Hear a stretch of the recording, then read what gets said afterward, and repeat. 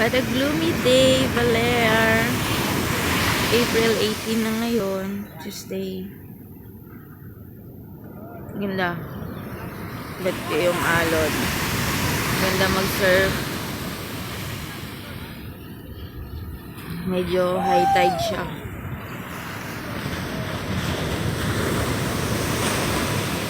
Ang hotel na tinutuluyan namin.